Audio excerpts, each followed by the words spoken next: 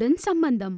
செம்பாபுரம் என்கிற ஒரு கிராமத்துல ரவி என்கிறவரு அவங்களோட மனைவியாகிய சுஜாதாவுடன் சேர்ந்து ஒரு பார்லர் நடத்திட்டு இருந்தாரு. ஊர்ல என்ன ஒரு நல்ல விஷயம் நடந்தாலும் ஜனங்க அவங்க கடைக்கு தான் வருவாங்க. ஒரு நாள் சுஜாதா வீட்டுக்கு சீக்கிரமாவே கிளம்பிடுறாங்க.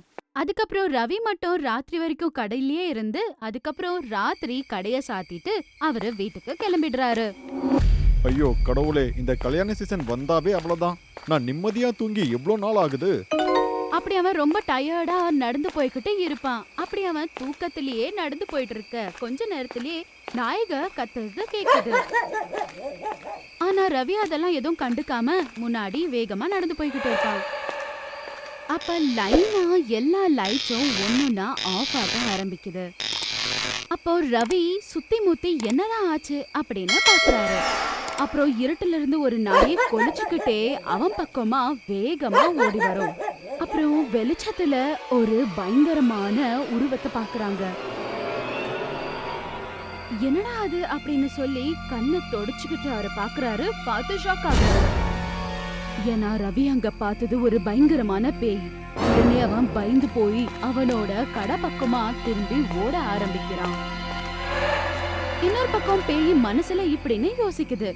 என்ன இந்த நாய்ங்க என்ன பார்த்து இப்படி கொலிக்குதுங்க, ஒருவேளை என்னோட உருவத்தை பார்த்து கொலிக்குது போல இருக்கு அப்படின்னு அந்த பேய் யோசிச்சுக்கிட்டு முன்னாடி போகுது. கரெக்டா ரவியோட கடை கிட்ட போய் நிக்குது. அங்க இருக்க அக்கத்து பக்கத்துல இருக்க எல்லா கடைங்களும் க்ளோஸ் ஆகிருக்கும். ஆனா ரவியோட ஷாப்ல மட்டும் லைட்டோட வெளிச்சம் இருக்கிறது அந்த பேய் பாக்குது. அப்ப அந்த பேய் அந்த பார்லரை பாக்குது. பியூட்டி பார்லரா அப்படின்னா நான் இங்க அழகா மாறலாம் போல இருக்கு. அப்புறம் அந்த பேய் ஷாப் கிட்ட போய் கதவை தட்ட ஆரம்பிக்குது. ஆனா உள்ள இருந்த ரவி பேய் அவனை கண்டுபிடிச்சிடுச்சு. எப்படியாவது அதுகிட்ட இருந்து தப்பிக்கணும் அப்படின்னு சொல்லி பயந்துகிட்டு இருப்பான். என்ன பண்றதுன்னு யோசிப்பான். ஆனா அந்த பேய் மட்டும் கதவை தட்டுறது மட்டும் நிறுத்தாது. அப்ப தெரியாம ரவியோட கை பக்கத்துல இருந்த ஒரு பொருள் மேல பட்டு அது கீழே விழுந்து சத்தம் வந்துடுது.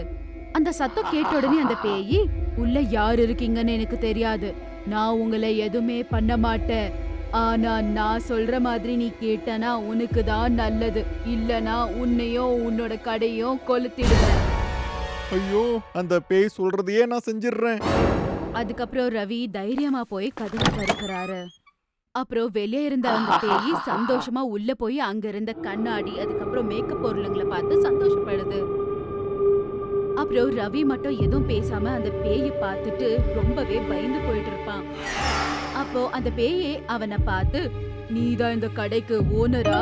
ஆமா, என் பேரு பாக்யம். என்ன நான் பாக்குறதுக்கு ரொம்ப அசிங்கமா இருக்கேனா? என்ன சொல்லணும்னு தெரியாம ரவி நடுங்கிட்டு இருப்பான். அதுக்கப்புறம் பேய பார்த்தான். அப்ப பேயி அவன் கிட்ட போய், நீ என்ன அழகா மாத்துனா நான் உன்னை எதுவும் பண்ண மாட்டேன், ஒருவேளை இல்லன்னு வச்சுக்கோயேன், அதுக்கப்புறம் உன் முகத்தை யாரும் கண்டுபிடிக்காத மாதிரி மாத்திடுவேன். அப்ப ரவி பயந்துகிட்டே, நீ சொல்ற மாதிரியே நான் பண்ணிடுறேன், தயவு செஞ்சு என்ன மட்டும் எதுவும் பண்ணிராத. சரி அப்ப உடனே மேக்கப் பண்ண ஸ்டார்ட் பண்ணு அப்படின்னு சொல்லி அந்த பேய் மேக்கப் பண்ணிக்கிறதுக்கு அங்க இருந்த சேர்ல போய் உட்காருது. அப்புறம் ரவி ரொம்பவே பயந்து போய் தேவையான பொருட்கள் எல்லாம் கொண்டு வந்து வச்சுக்கிறான். அதுக்கப்புறம் நடுங்கிட்டு இருந்த அந்த கையிலேயே அவன் அந்த பேய்க்கு மேக்கப் போட ஆரம்பிக்கிறான். பத்திரமா போடுடா, அதுக்கப்புறம் என் முகத்தை நானே கண்டுபிடிக்காத அளவுக்கு அழகா இருக்கணும். மேக்கப் முடிஞ்ச உடனேயே அந்த பேய் அங்க இருந்த அந்த கண்ணாடியிலேயே அந்த முகத்தை பார்த்த உடனே பேய் ரொம்பவே ஆச்சரியப்படுது. அவ்வளவு அழகா இருக்கும் அந்த பேய். அப்ப அவ பார்க்க ரொம்ப அழகான ஒரு பெண்மணியா மாறிடுறா. இவ்ளோ அழகா இருக்க என்ன பார்த்து ஜனங்க எதுக்காக அவ்வளவு பயப்படுறாங்கன்னு தெரியல. அப்ப பேய் அதோட அழக பார்த்து ரசிச்சுக்கிட்டு இருக்கும். அப்ப ரவி, என்னதான் மேக்கப் போட்டிருந்தாலும் பேய்னா பயம் தானே, மேக்கப்பால தான் நீ பாக்குற மாதிரியே இருக்க. ரவி சொன்னதை கேட்ட உடனே அந்த பேய்க்கு ரொம்பவே கோவம் வந்துடுது. உடனே அந்த பேய் அவளோட நிஜ ரூபத்துக்கு மாறி ரவிய கழுத்து புடிச்சு மேல தூக்கி அவளை சாகடிக்க பாக்குது. என்னடா பேசுற, இன்னும் உனக்கு உயிரோட இருக்கணும்னு இல்லையா? என்ன மன்னிச்சிரு, நான் ஏதோ தெரியாம பேசிட்டேன், என்ன விட்டுரு, நான் இங்க இருந்து போயிடுறேன். ரவி தெரியாம சொன்ன அந்த வார்த்தைக்காக அவன் ரொம்பவே பயந்து போயிருப்பான். சரி இங்க இருந்து போயிடு, ஆனா ஷாப் மட்டும் இல்ல, இந்த ஊரையே விட்டு நீ போயிடணும். அது கேட்ட உடனே ரவி ரொம்பவே ஷாக் ஆகுறான். ஆனா ரவி இந்த ஷாப்பை விட்டு போக முடியாது, என்னோட குடும்பம் இது மேலதான் டிபெண்ட் ஆயிருக்குன்னு சொல்றான். அதெல்லாம் கேட்ட பேய், நான் சொன்ன மாதிரி பண்ணா நீ உயிரோட இருப்ப, இல்லனா நான் உன்னை இங்கேயே சாவடிச்சிடுவேன். அப்புறம் உன்னோட கடைய பத்தி நீ யோசிக்காத. இன்னில இருந்து இது பாக்யம் பியூட்டி பார்லர். அதுக்கப்புறம் பேய் அப்படி சொன்ன பிறகு எதுவும் பண்ண முடியாத ரவி அங்க இருந்து தப்பிச்சா போதுன்னு போயிடுறான். அதுக்கப்புறம் அவளோட முகத்தை கண்ணாடியில பாத்துக்கிட்டு, இதுக்கப்புறம் இது பாக்யம் பியூட்டி பார்லர், இங்க வந்தா அழகா இல்ல எல்லாரையும் அசிங்கமா மாத்திடுவேன். அப்புறம் அணில இருந்து அந்த பேய் அந்த கடையில தான் இருக்கும். ஆனா பேய் இருக்கிறது தெரியாத சில பேரு அப்பப்ப அந்த கடைக்கு வருவாங்க.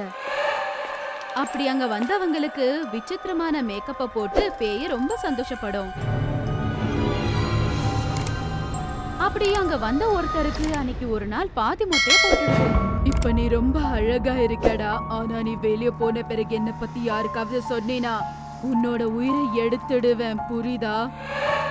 புரிஞ்சது. நான் யாருக்கும் எதுவும் சொல்ல மாட்டேன், என்ன விட்டுரு. அதுக்கப்புறம் அவன் பயந்து போய் அங்க இருந்து வெளிய வந்துடுறான். அவனோட நிலைமைய பார்த்து அங்க இருந்த நாய் கூட கொலிக்க ஆரம்பிக்குது. அது எல்லாத்தையும் உள்ள இருந்து பேய் பார்த்து சிரிச்சுக்கிட்டு இருக்கும். அப்படி அந்த பேய் எல்லாரையும் மிரட்டி ஷாப்ல உட்காந்துட்டு இருக்கும். அப்படியே நாட்கள் கடந்து போகும். அதுக்கப்புறம் அதே ஊர்ல ஒரு நாள் ஒரு வீட்ல கல்யாணம் நடக்குது. அப்ப திவ்யா என்கிற ஒரு பொண்ணு தான் கல்யாண பொண்ணா அங்க உட்கார்ந்து இருப்பாங்க. அதுக்கப்புறம் பூசாரி சொல்றாரு, பாத்தீங்களா வீரையா, இவங்க தான் உங்க வருங்கால மருமக. எப்படி இருக்காங்கன்னு சொல்லுங்க. ரொம்ப நல்லா இருக்காங்க பூசாரி ஐயா. சுபத்ரா, நீ ஒரு தடவை பாருப்பா. இந்த பொண்ணு எனக்கு ரொம்ப பிடிச்சிருக்குப்பா. நல்லது. அப்புறம் என்னப்பா, நம்ம தாம்பாளம் மாத்திக்கலாமா?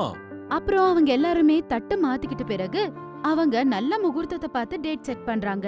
அப்படி அன்னைக்கு எல்லா வேலையும் முடிஞ்ச பிறகு திவ்யா அவங்க அப்பா கிட்ட போறா. என்னம்மா, நீ என்கிட்ட ஏதாவது பேசணுமா? இல்லப்பா, பொண்ணு பார்க்க வந்தப்ப நீங்க பையனை மட்டும் கேட்டீங்க, பொண்ணு பிடிச்சிருக்கா இல்லையான்னு. ஆனா என்ன நீங்க பிடிச்சிருக்கான்னு கேக்கல. இப்ப என்னம்மா சொல்ல வர? நான் பண்ணது தப்புன்னு சொல்ல வரியா? அந்த பையனுக்கு உனக்கு பிடிச்சிருக்கு, அது போதும். இன்னும் 15 நாள்ல உனக்கு கல்யாணம். நீ எதுவும் பைத்தியக்காரத்தனமா பேசிக்கிட்டு இருக்காத. அதுக்கப்புறம் அவங்க அப்பா கொஞ்சம் கோவமாவே ஆன்சர் பண்றாரு. அந்த பொண்ணோட வார்த்தைக்கு மரியாதையே இல்ல அப்படின்னு சொல்லிட்டு அவ அங்க இருந்து கிளம்பிடுறா. சரியா உட்காரு, இல்லனா உன்னோட முடிய கட் பண்ணிடுவேன். வேணாம் வேணாம், எனக்கு தெரியாம தான் இங்க வந்துட்டேன், என்ன விட்டுடு, நான் போயிடுறேன்.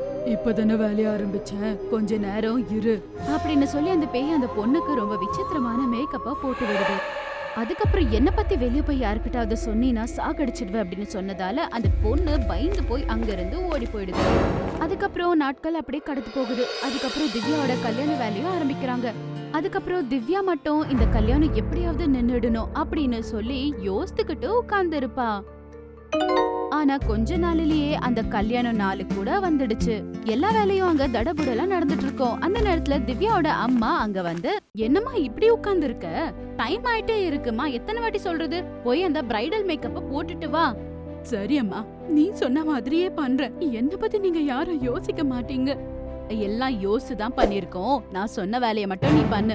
அதுக்கப்புறம் திவ்யா எதுவும் சொல்ல முடியாம அவளோட ஃப்ரெண்டு கூட சேர்ந்து அவ அங்க இருக்க பியூட்டி பார்லருக்கு கிளம்பி போறா. அப்ப அவளோட ஃப்ரெண்ட் சொல்றா, போயிட்டு இருந்த வழியில திவ்யா என்னன்னு கேக்குறானா, திவ்யா என்னதான் உன்னோட பிரச்சனை சொல்லு, இப்பதான் கல்யாணம் ஆக போகுது இல்ல, இன்னுமே இப்படி இருந்தா எப்படி? எனக்கு எதுவும் புரிய மாட்டேங்குது, எனக்கு இந்த கல்யாணம் பிடிக்கல வனஜா, நான் என்ன பண்ண முடியும்? எல்லாம் கொஞ்சம் கொஞ்சமா சரியாயிடும், நீ அத பத்தி கவலைப்படாத. அப்படி வனஜா திவ்யாக்கு கொஞ்சம் தைரியம் சொல்லிக்கிட்டே அங்க போறா. அப்படி கடைசி அவங்க பியூட்டி பார்லருக்கு போறாங்க. வனஜா சொல்றாங்க, நான் வெளியவே நிக்கிறேன், நீ உள்ள போய் மேக்கப் பண்ணிட்டு வா அப்படின்னு சொல்றாங்க. அப்புறம் திவ்யா உள்ள காலடி எடுத்து வச்ச உடனே அங்க இருந்த கண்ணாடியில ரத்தத்தை பாக்குறா. ஆனாலும் அவ இருந்த அந்த நிலைமையில அந்த ரத்தத்தெல்லாம் கண்டுக்கிற அளவுக்கு இல்ல. அதுக்கப்புறம் போய் உட்கார்ந்து இருப்பா அவ. அந்த நேரத்துல பேய்ங்க வந்து அங்க சோகமா உட்கார்ந்துட்டு இருந்த திவ்யாவை பார்த்து, உனக்கு எந்த மாதிரி மேக்கப் வேணும்? ஏதோ ஒரு மேக்கப்பா போடுங்க. அப்படி சொன்னா ஒத்துக்க முடியாது, தலை தூக்கி என்ன பாரு. அதுக்கப்புறம் திவ்யா கொஞ்சம் மெதுவா தலைய தூக்கி மேல பாக்குறா. பார்த்த உடனே ஷாக் ஆயிடுறா. ஈஞ்சி நின்னு பேய பார்த்து கொஞ்சம் பயப்பட ஆரம்பிக்கிறா. அதுக்கப்புறமா அவளுக்கு எந்த பயமும் இருக்காது. அதுக்கப்புறம் அத பார்த்து பேய் கேக்குது, என்ன உனக்கு என்ன பார்த்தா பயமா இல்லையா?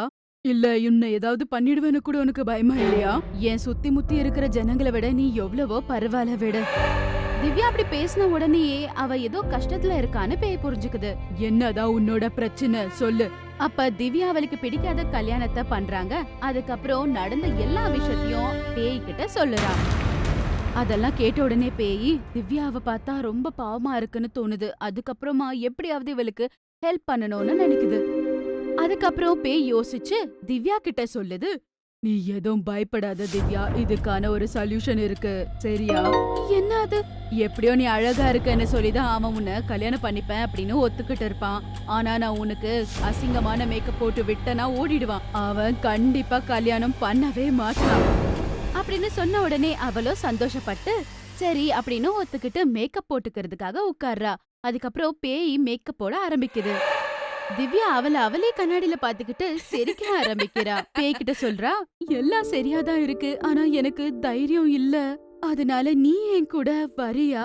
அப்ப பேய் கொஞ்ச நேரம் யோசிச்சு, கல்யாணம் நின்னு போறத பார்த்து நீ சந்தோஷப்படுறத நான் பாக்கணும் இல்லையா? அதுக்காக கண்டிப்பா நான் வரேன். என்ன இப்படி வர போறியா? அப்ப பேய் அவளோட அழகான ரூபத்துக்கு மாறுறா. இன்னொரு பக்கம் மண்டபத்துல மாப்பிள்ளைய உட்கார வச்சிருப்பாங்க. பூசாரி கூட எல்லாம் மந்திரங்களை சொல்லிக்கிட்டு இருப்பாரு. அதே மாதிரி மண்டபத்துல அன்னைக்கு எல்லாரும் ரொம்ப சந்தோஷமா இருப்பாங்க. அப்படி கொஞ்ச நேரம் மந்திரங்களை சொன்ன பூசாரி, ஏமா பொண்ணு கூட்டிட்டு வாங்க, முகூர்த்தத்துக்கு டைம் ஆகுது. சரிங்க பூசாரி. அதுக்கப்புறம் திவ்யாவோட அம்மா போய் திவ்யாவை கூட்டிட்டு வந்து மேடை மேல உட்கார வைக்கிறாங்க. அதே நேரத்துல மேக்கப் போட்டுட்டு இருக்க அந்த பேய் கூட அங்கேயே உட்கார்ந்துகிட்டு இருக்கும். அப்புறம் பூசாரி கொஞ்ச நேரத்துக்கு அப்புறமா சொல்றாரு, மாப்பிள, பொண்ணு முகத்துல இருக்கிற துணி எடுத்துட்டு தாலி கட்டு. பூசாரி சொன்ன மாதிரி மாப்பிள்ளை பொண்ணோட முகத்தை பார்த்த உடனே ஷாக் ஆயிட்டு ரொம்பவே பயந்து போறாங்க. அது மட்டும் இல்லாம கல்யாணத்துக்கு வந்தவங்க எல்லாருமே கூட ரொம்பவே ஷாக்கா இருப்பாங்க. அப்புறம் மாப்பிள்ளை அந்த ஷாக்ல இருந்து வெளிய வந்து, என்ன அநியாயம் இது? இந்த பொண்ணை தான் எனக்கு கல்யாணம் பண்ணி வைக்கலாம்னு நினைச்சீங்களா? எனக்கு இந்த பொண்ணு வேண்டாம். அதுக்கப்புறம் கோவமா அந்த மாப்பிள்ளை அங்கிருந்து கிளம்பி போயிடுறாரு. போற வழியில மேக்கப் போட்டு அழகா உட்கார்ந்து இருக்க அந்த பேய பார்த்து அவர் ரொம்பவே இம்ப்ரெஸ் ஆயிடுறான். நீ ரொம்பவே அழகா இருக்க. உன்னோட பேர் என்ன? பாக்யம். நான் கேக்குறேன்னு தப்பா எடுத்துக்காத. உனக்கு கல்யாணம் ஆயிடுச்சா?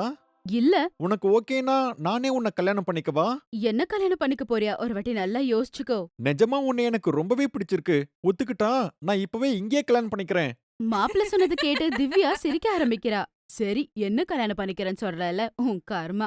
அப்புறம் அவன் ரொம்பவே சந்தோஷப்பட்டு பூசாரி கிட்ட போய் அங்க வச்சிருந்த தாலிய வாங்கிட்டு வரான். அப்புறம் எதுவுமே யோசிக்காம அவன் அந்த பேய்க்கு தாலிய வேற கட்டிடுறான். என்ன இதுக்கப்புறம் அவனோட வாழ்க்கை எப்படி இருக்க போகுது, என்ன நடக்க போகுதுன்னு தெரிஞ்சுக்கணுமா?